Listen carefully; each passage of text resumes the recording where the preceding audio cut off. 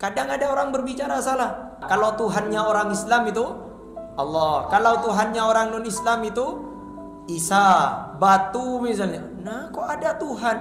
Dia bukan Tuhan, Pak. Dia itu manusia yang dipertuhankan. Dia itu bukan, batu itu bukan Tuhan, tapi batu itu dipertuhan. Mulai dari cara berbicara kita perbaiki. Ustadz, kan harus kita saling menghargai perbedaan agama. Perbedaan agama bukan lantas kita saling mengakui, tapi saling menghormati. Kita tidak mencaci maki. Tapi kalau di kajian kita, di kajian orang Islam, itu kuatkan keyakinan kita bagaimana tidak roboh, Pak. Maka cara berbicara kita itu juga harus benar, Pak. Yang Tuhan itu Allah, selain Allah bukan Tuhan, tapi dipertuhan. Nah, ini ajarkan ke anak kita ini. Assalamualaikum warahmatullahi wabarakatuh. Alhamdulillah wassalatu wassalamu ala rasulillah sayyidi wa mawala. Fa ya ibadallah usikum wa nafsi bi taqwallah. Faqad faza al-muttaqun wa la tamutunna illa wa antum muslimun. Rabbi israh li sadri wa yassir li amri wahlul 'uqdatam min lisani yafqahu qawli. Subhanaka la ilma lana illa ma 'allamtana. Innaka antal alimul hakim. Kita alhamdulillah sudah hatam surah Al-Baqarah. Kita masuk kepada surah Ali Imran insyaallah.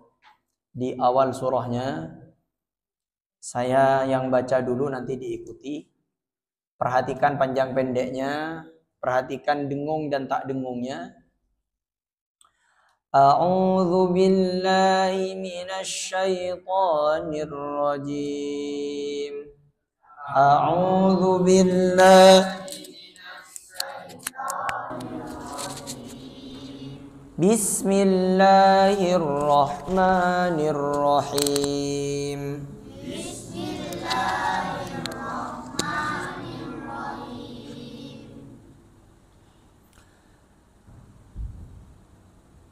Alif Lam Mim. Alif Lam Mim. Allahu la ilaha illa huwal hayyul qayyum. Allahu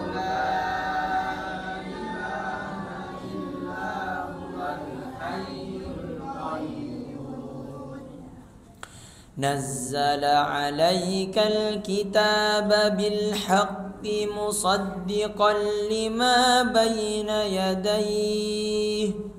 نزل عليك الكتاب بالحق مصدقا لما بين يديه. مصدقا لما بين يديه وأنزل التوراة والإنجيل. مصدقا لما بين يديه وأنزل التوراة والإنجيل. من قبل هدى للناس وأنزل الفرقان.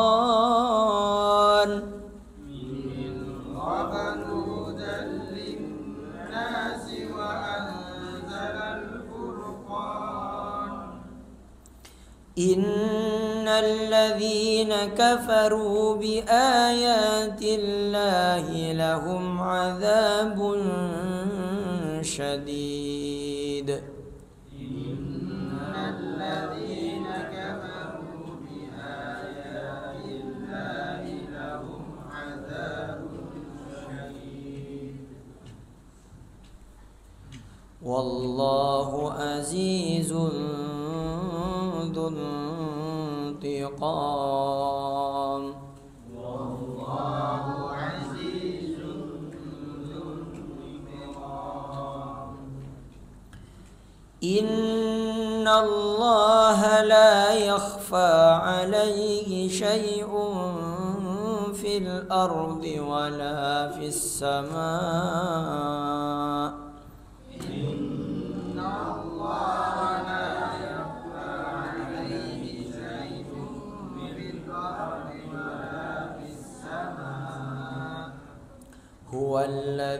يصوركم في الأرحام كيف يشاء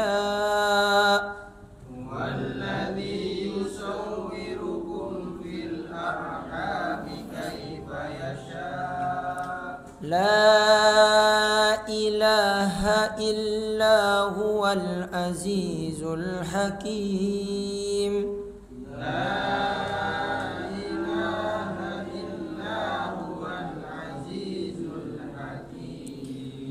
هو الذي أنزل عليك الكتاب منه آيات محكمات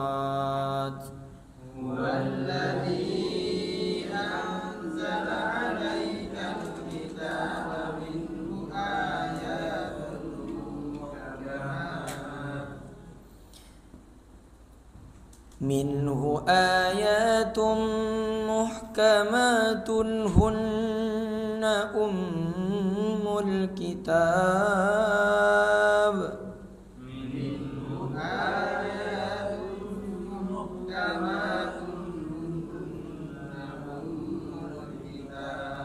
وأخر متشابهات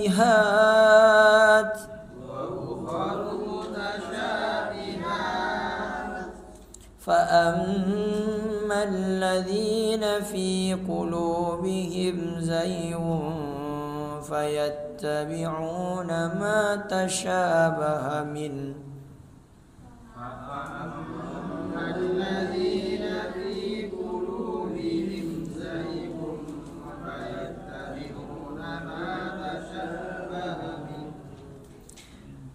ما تشابه منه ابتغاء الفتنة وابتغاء تأويله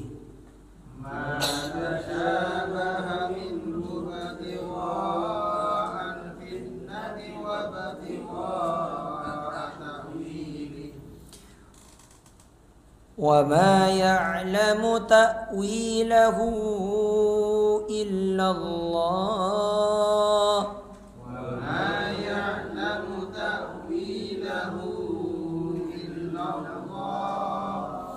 والراسخون في العلم يقولون آمنا به كل من عندنا كل من عند ربنا والراسخون في العلم يقولون آمنا به كل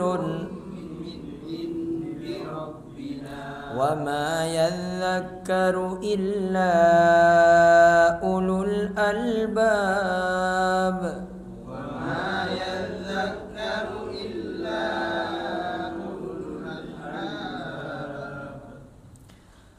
ربنا لا تزغ قلوبنا بعد إذ هديتنا وهب لنا من لدنك رحمة ربنا لا تزغ قلوبنا بعد إذ هديتنا وهب لنا من لدنك رحمة إنك أنت الوهاب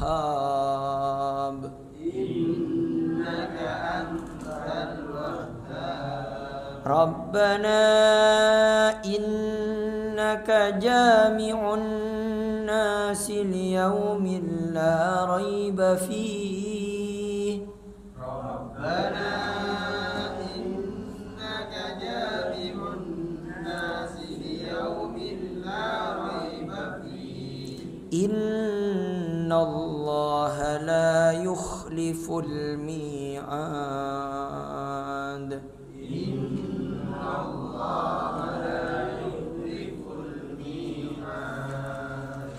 Bismillahirrahmanirrahim.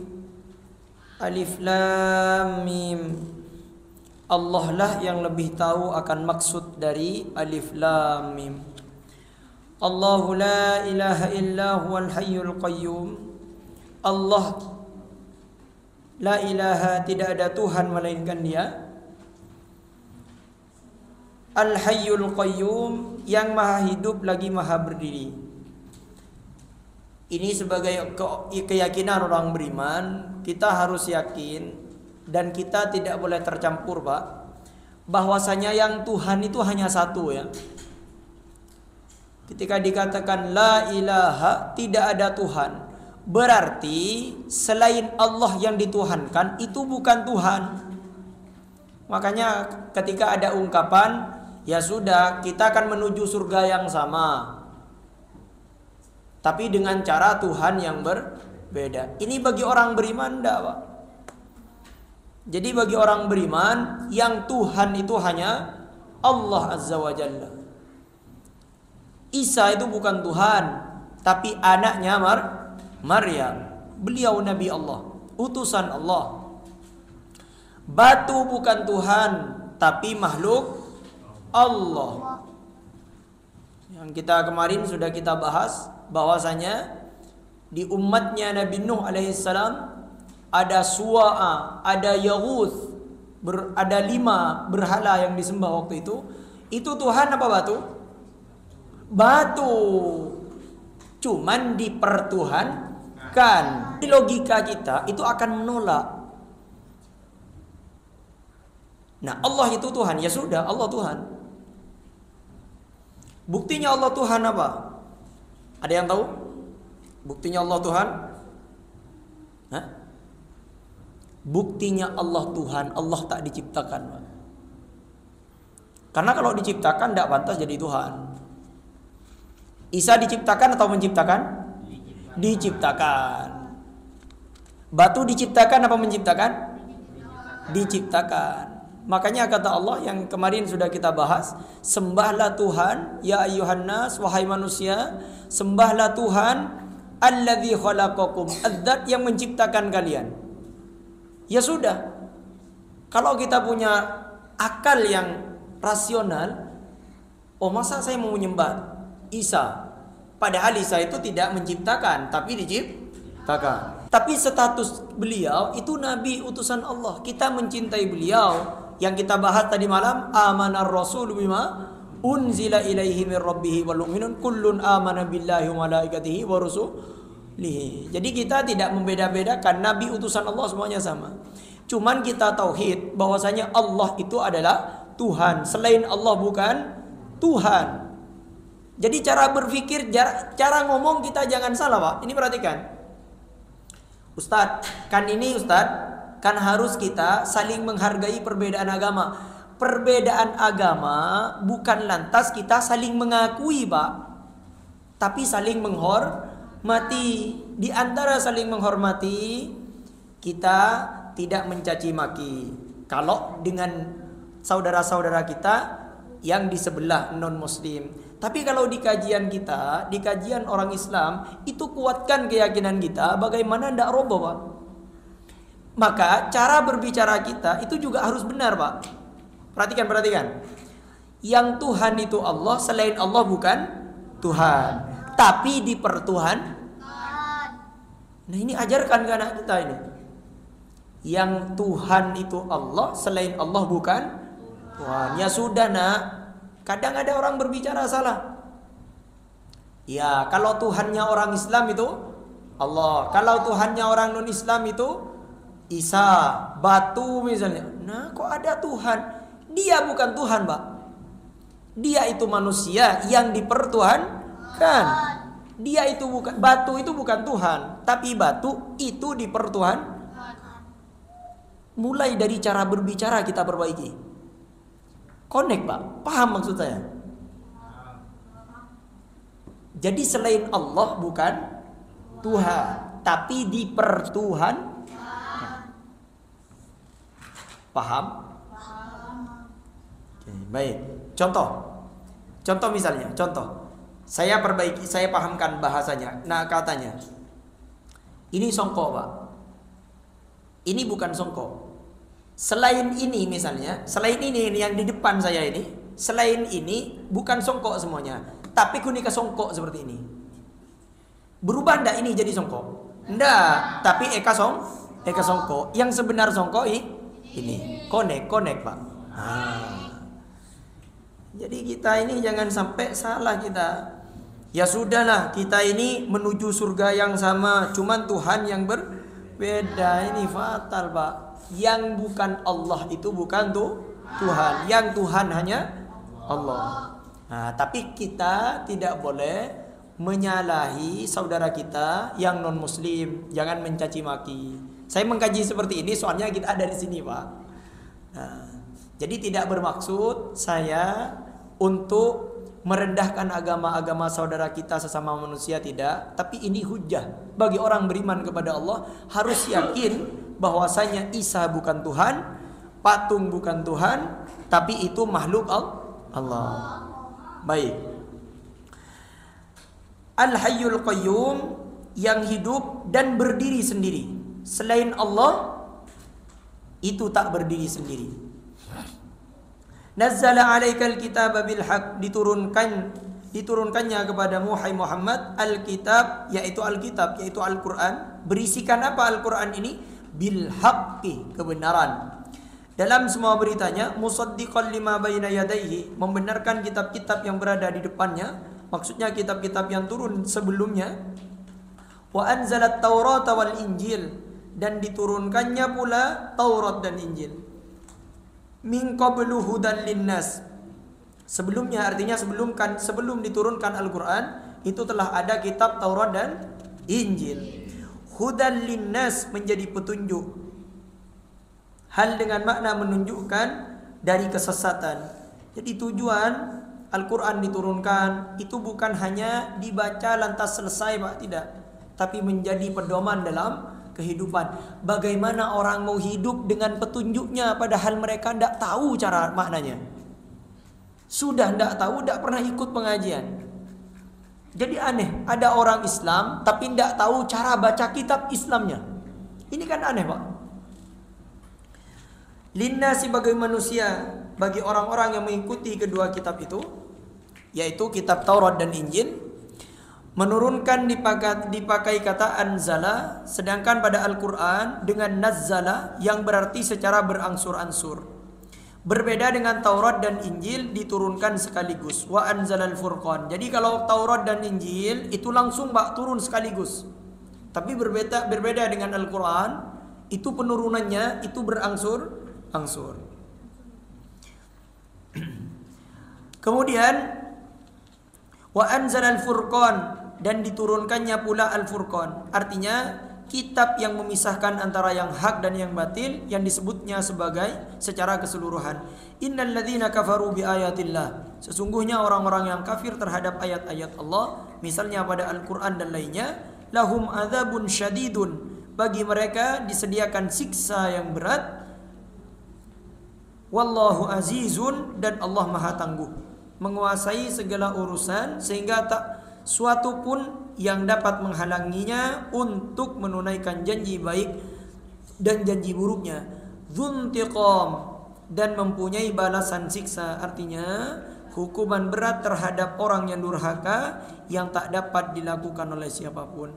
Innallaha la yakhfa 'alaihi syai'un, sesungguhnya bagi Allah tidak ada sesuatu pun yang tersembunyi di antara barang wujud ini, fil ardi wala fis sama, baik di bumi maupun di langit, karena ilmunya terhadap apa yang terdapat di seluruh alam, baik merupakan keseluruhan maupun yang sebagian. Dan ini diistimewakan menyebutkannya karena penginderaan tak dapat melampauinya.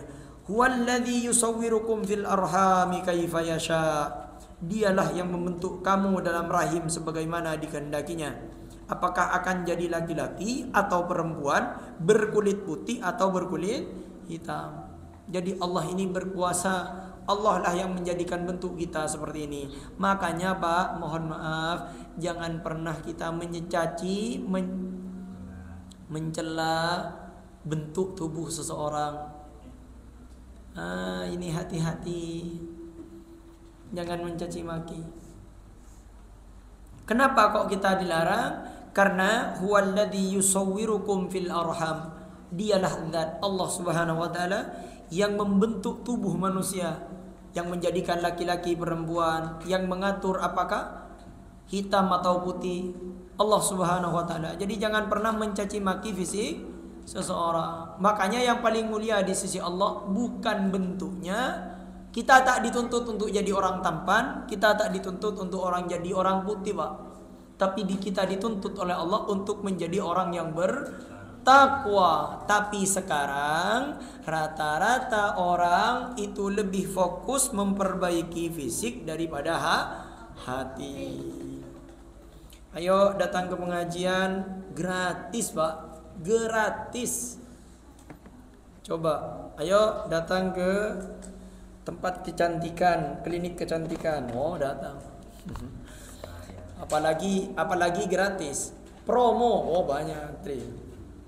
Apakah dilarang? Tidak dilarang, Pak. Cuman jangan sampai kita hanya fokus memperbaiki diri kita daripada kita memfokuskan keimanan kita. Ini ada sebuah ungkapan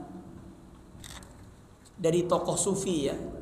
Seandainya keimanan orang yang berdosa, Pak, dia melakukan dosa tapi beriman, dia percaya kepada Allah, beriman dia, maka kata beliau, keimanan itu seandainya dibandingkan dengan cahaya matahari, maka matahari tidak akan pernah menang, tidak akan pernah bisa mengalahkan cahaya orang yang beriman yang meskipun dia bermaksiat. Coba bayangkan, Pak, bermaksiat tapi beriman, itu cahayanya itu lebih terang daripada matahari. Tapi bukan di mata kita, Pak, di hadapan Allah SWT. Keimanan itu berharga di hadapan Allah, Pak. Keimanan itu lebih berharga di hadapan Allah daripada dunia dan seisinya. Makanya ketika kita diberikan nikmat oleh Allah, percaya kepada Allah, ini luar biasa. Kata beliau, ini orang beriman yang bermaksiat, apalagi orang yang beriman dan tak bermaksiat, Pak. Wah, luar biasa. Nah, seperti kita lah. Kita kan tak bermaksiat ini, Pak. Kita mengkaji firman Allah. Kemudian, la ilaha illa huwal azizul hakim. Tiada Tuhan melainkan Dia yang maha tangguh dan kerajaannya al-hakim, lagi maha bijaksana dalam tindakan dan perbuatannya. Huwallazi anzala 'alaikal kitab. Ini perhatikan. Pernah, Pak, kita mungkin di antara kita mungkin pernah begini. Kita diberikan oleh Allah seakan-akan musibah bertubi-tubi, Pak. Kemudian mungkin di antara kita sampai berbicara seperti ini, ya Allah, kok saya terus yang diberi ujian, ya Allah? Kenapa kok bukan tetangga saya? Kurang apa saya ini, ya Allah? Sholat iya, zakat iya, ikut pengajian iya, kok saya yang selalu diberi ujian? Perhatikan, Pak, kalau masih orang beriman mengatakan seperti ini, berarti dia masih belum kenal dengan Allah ya. Kalau dia kenal dengan Allah, maka dia akan yakin bahwasanya Allah itu azizun hakim, maha bijaksana. Tak mungkin Allah memberikan sesuatu itu kalau itu tak luar biasa untuk kita. Contoh, Nabi Muhammad ujiannya, kalau kita urut, Pak, Nabi Muhammad mulai dari kandungan, bapak beliau meninggal. Jadi dalam kandungan beliau sudah yatim. Meninggal ibu beliau. Setelah berapa kemudian kakek beliau Abdul Muthalib. Setelah dewasa diasuh oleh pamannya namanya Abu Thalib. Di antara paman yang miskin, Abu Thalib yang miskin, Pak. Padahal ada Abu Lahab yang kaya. Coba bayangkan sampean, tidak punya bapak, tidak punya ibu, tidak punya kakek, hidup sama paman. Pamannya miskin, anaknya banyak. Bayangkan ini kehidupannya bagaimana, Pak? Subhanallah. Tapi ternyata hikmah di antara di situ.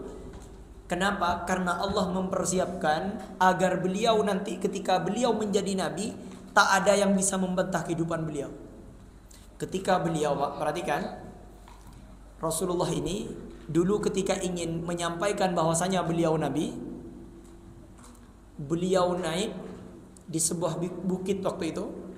Beliau sampaikan, ya bani fulan, ya bani fulan, ya bani fulan, ya bani fulan, ya bani fulan. Dipanggil, Pak. Karena di Mekah itu biasanya berkelompok-kelompok. Misalnya namanya Pak Dadang, anaknya Pak Dadang ini Bani Dadang. Kemudian anaknya Pak Hanafi, Bani Hanafi. Kemudian Pak Mol, Bani Mol. Aftar, Ki tandi tar. Rohim tandi ya. Jadi bani-bani, anak keturunan. Nah, kemudian dikumpulkan sama Rasulullah. Apa kata beliau? Karena waktu itu kan beliau ada di atas bukit kan. Nah, berarti mereka itu tidak mengetahui di belakang bukit karena beliau itu tertutup. Orang Mekah itu tertutup lewat bukit. Di atas bukit itu beliau sampaikan, seandainya aku sampaikan kepada kalian di belakang bukit ini, kan Rasulullah di atas, Pak. Berarti yang hanya bisa melihat hanya Rasulullah SAW. Yang lain tidak melihat. Seandainya aku sampaikan kepada kalian bahwasanya ada pasukan berkuda yang sudah siap untuk menyerang kita, apakah kalian percaya? Padahal tak masuk akal, Pak. Mekah ini waktu itu Mekah itu tak ada yang minat untuk orang menjajah. Orang gedeng-gedeng, tempatnya gersang, Pak. Diapit oleh dua kekuasaan, Romawi dan Persia. Perhatikan, secara akal tak masuk akal. Aja-aja apa nengi Arab? Aja-aja lahan, tidak lahan, masih belum ditemukan minyak belum. Air kesulitan. Jadi tak mungkin. Tapi karena Rasulullah seumur hidup tidak pernah berbohong, Pak. Karena beliau tak pernah berbohong, seluruh orang yang berkumpul waktu itu berkata, apa kata mereka? Wahai Muhammad, tidak ada sedikit pun keraguanku kepada kamu, karena kamu tidak pernah berbohong dalam kehidupan kamu. Akhirnya kata Rasulullah, ya kalau begitu aku mau sampaikan kepada kalian, akulah nabi yang diutus oleh Allah untuk kalian. Datang Abu Lahab, apa katanya Abu Lahab? Tabbat laka ya Muhammad, celaka kau Muhammad. Turun langsung wahyu dari Allah, tabbat yada abi lahabi wa. Ujian beliau, coba bayangkan, mulai dari ini yatim. Setelah diutus menjadi nabi, yang memusuhi beliau itu bukan orang lain, pamannya sendiri. Luar biasa ujiannya. Jadi ketika kita diberi ujian, bukan berarti kita itu lagi dibenci oleh Allah. Kalau kita dalam ketaatan, berarti itu untuk menunjukkan derajat kita semakin diangkat. Kemudian, huwallazi anzala 'alaikal kitab. Huwallazi, dialah yang menurunkan kepadamu al-kitab, yaitu Al-Qur'an. Minhu ayatum muhkamatun, di antara isinya ada ayat-ayat yang muhkamat. Maksud dengan muhkamat ini, Pak, yaitu jelas maksud dan tujuannya. Jadi Al-Qur'an ini ada ayatul muhkamat, ada ayat muhkam namanya. Jadi ayatnya jelas. Kemudian hunna ummul kitab, itulah dia pokok-pokok Al-Qur'an yang menjadi pegangan dalam menetapkan hukum. Wa ukharu mutasyabihat, sedangkan yang lainnya mutasyabihat. Yang dimaksud mutasyabihat tidak dimengerti secara jelas maksudnya, misalnya permulaan-permulaan surah. Yang dimaksud diantara mutasyabihat itu permulaan surah Alif Lam Mim. Kan tidak tahu, Pak? Nah, ini juga disebut dengan mutasyabihat. Semuanya disebut sebagai muhkam seperti dalam firman-Nya, uhkimat ayatuh, dengan arti tak ada cacat atau celahnya. Dan mutasyabih pada firman-Nya, kitabam mutasyabiha, dengan makna bahwa sebagian menyamai lainnya dalam keindahan dan kebenaran.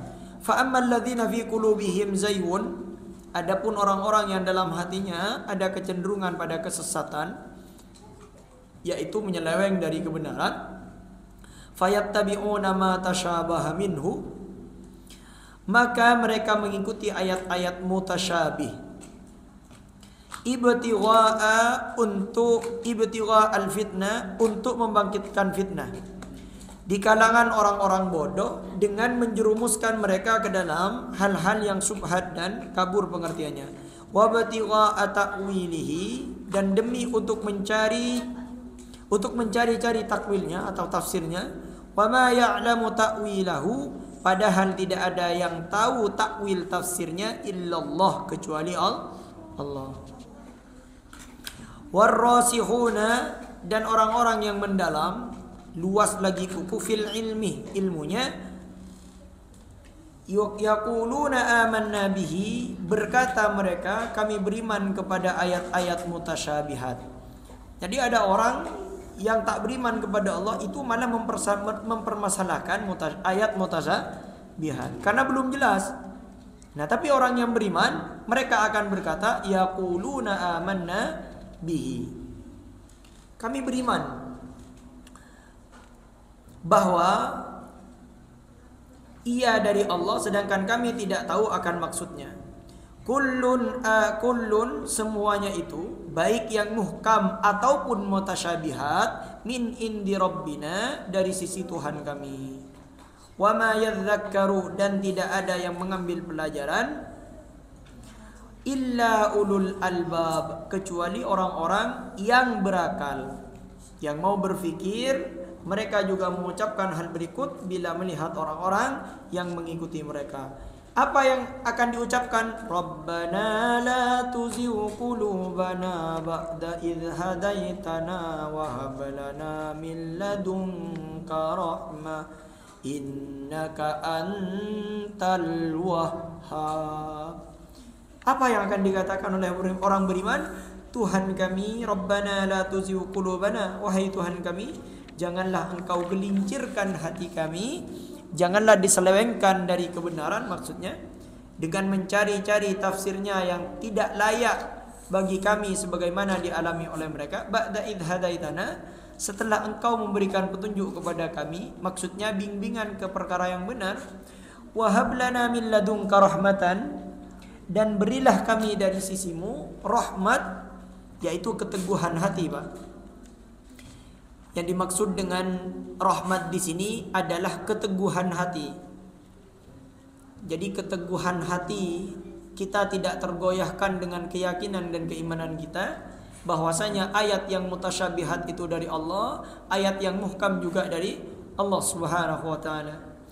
Maka kita minta kepada Allah, bagaimana doanya dari tadi? Rabbana la tuzigh qulubana ba'da bersama-sama. Rabbana la